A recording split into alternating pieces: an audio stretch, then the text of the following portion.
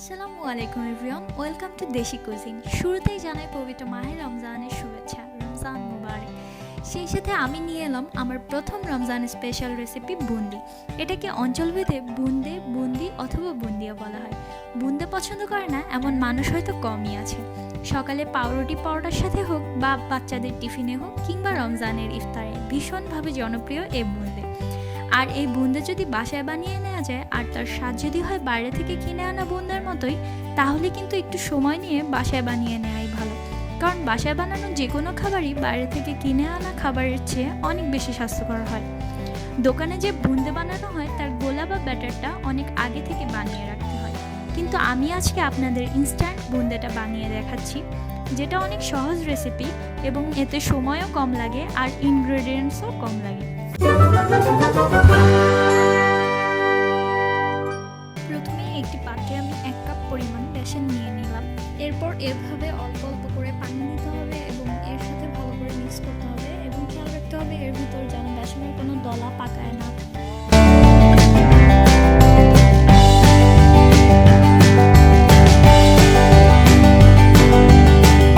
এরপর ভালোভাবে মিক্স করা হয়ে গেলে খেয়াল রাখতে হবে এর কনসিস্টেন্সিটা যেন এমন থাকে, খুব বেশি গাঢ়ও না আবার খুব বেশি হালকাও না। এরপর 1 কাপ বেসনের জন্য আমি এর ভিতর 2 টেবিল চামচ পরিমাণ তেল নিয়ে নিলাম এবং এটাকে ভালোভাবে মিক্স করলাম। আপনারা যদি এক্ষেত্রে বেসন বেশি নিয়ে থাকেন সেক্ষেত্রে তেলের পরিমাণটাও বাড়বে।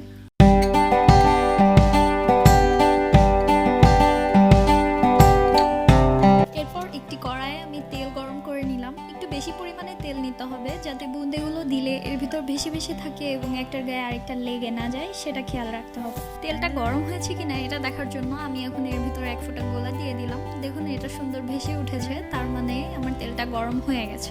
বুন্দে যেহেতু মুক্তার মতো গোল গোল আকারে হয়, তাই রাউন্ড শেপটা দেওয়ার জন্য আমি একটি ঝাঁঝরি চামচ নিয়ে তাতে 1 চামচ গোলা দিয়ে দিলাম। 1 চামচের বেশি গোলা আমি দিব না, দিলে দেখা যাবে এগুলো তেলের মধ্যে দলা পেকে যাবে আর বুন্দের যে একটা সুন্দর রাউন্ড শেপ সেটা আর আসবে না। তাই অল্প করে এভাবে দিতে হবে, এতে করে দেখুন সুন্দর রাউন্ড শেপটা চলে আসছে। এখন এটাকে বেশিক্ষণ ভাজা যাবে না, মিডিয়াম আঁচে রেখে এমন সুন্দর একটা হালকা গোল্ডেন কালার চলে আসলে তেলগুলোকে ঝরিয়ে এটাকে একটা পাত্রে উঠিয়ে নেব।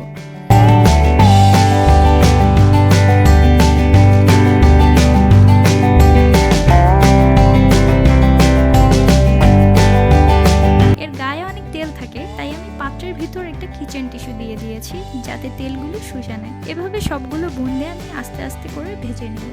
আগেই একটা পাত্রে আমি কিছু গোলা উঠিয়ে রেখেছিলাম এবং সেটাতে অরেঞ্জ ফুড কালার অ্যাড করে নিয়েছি। এটা অপশনাল, আপনারা চাইলে নাও করতে পারেন, এটা জাস্ট দেখার সৌন্দর্যের জন্য আমি দিয়েছি। একই পদ্ধতিতে এগুলোকেও আমি ভেজে নিব এবং ওগুলোর সাথে মিক্স করে দেব। এবার আমি বুন্দের জন্য চিনির শিরা বানাবো। চিনির শিরা বানাতে আমার যা লাগছে তা হলো, একটি পাত্রে আমি প্রথমে 1.5 কাপ পরিমাণ পানি নিয়ে নিব এবং তাতে প্রায় 250 গ্রামের মতো চিনি অ্যাড করব এবং তাতে 2টা এলাচ অ্যাড করে দিব। এতে হবে এর ঘ্রাণটা অনেক সুন্দর আসবে এবং খেতে ভালো লাগবে। এই শিরাটা ঠান্ডা হয়ে গেলে যাতে শক্ত না হয়ে যায় সেজন্য আমি এর ভিতর 2 ফোঁটা লেবুর রস অ্যাড করে দিয়েছি যাতে এটা জমাট না বাঁধে। এরকম হালকা ঘন হয়ে গেলে আমি চিনি শিরাটা নামিয়ে নিব। আমি আপনাদের দেখিয়ে দিচ্ছি, বেশি ঘন হওয়ার দরকার নেই, মানে 1 তার 2 তার এরকম দেখার দরকার নেই। আপনার হাতে যদি এরকম আঠা আঠা লাগে তাহলেই বুঝবেন এটা পারফেক্টলি রেডি হয়ে গেছে। চিনি শিরাটা হালকা গরম থাকা অবস্থায় এর ভিতর বুন্দিগুলো দিতে হবে। তো বুন্দিগুলো দেওয়ার আগে চলুন দেখে আসি বুন্দিগুলোর কি অবস্থা। দেখুন বুন্দিগুলো অনেক সুন্দর ঝরঝরে আর ক্রিস্পি আছে আর এর শেপগুলো অনেক সুন্দর আসছে। তো এখন এগুলোকে আমি চিনি শিরাতে দিয়ে দিচ্ছি।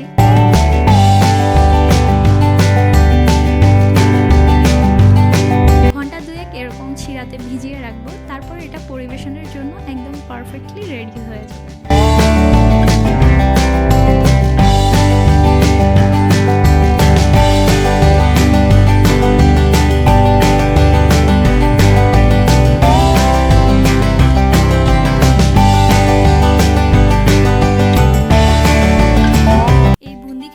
টেস্টি হয়। আমি আশা করছি বুন্দে বানানোর এই সহজ রেসিপিটি আপনারা বাসায় ট্রাই করবেন, আর যদি ট্রাই করেন আমাকে জানাবেন আপনাদের কাছে কেমন লেগেছে।